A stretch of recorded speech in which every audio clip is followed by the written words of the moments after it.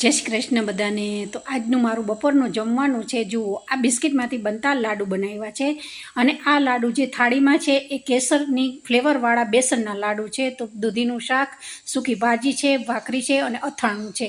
આટલું મારું બપોરનું જમવાનું તૈયાર થઈ ગયું છે। હવે આપણે સૌથી પહેલાં દૂધી લેવાની છે। દૂધીને આ રીતે છાલ કાઢી નાખવાની છે। છાલ કાઢી એકદમ નાના નાના પીસ કરી અને આ રીતે ધોઈ સાઈડમાં મૂકી દેવાની છે। ત્યાર પછી 1 ચમચી તેલ, થોડી રાઈ, હિંગ નાખી છે, લસણ છે, લીલા મરચાં, ડુંગળી, ટામેટાં આ બધી વસ્તુને તેલમાં સાતળી દેવાની છે। તેલમાં એકદમ સતળાઈ જાય પછી દૂધી નાખવાની છે અને જે રૂટિન આપણે રોજ મસાલા કરતા હોય એ જ મસાલા કરી અને સાઈડમાં દૂધીનું શાક બી તૈયાર થતું હતું।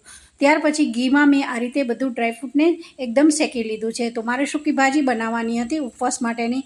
તો જુઓ, આ મારી કમ્પ્લીટ થાળી તૈયાર થઈ ગઈ છે। બેસનના લાડુ છે પણ બેસનના લાડુ કેસરની ફ્લેવરવાળા તૈયાર થઈ ગયા છે। તો બધાને જય શ્રી કૃષ્ણ।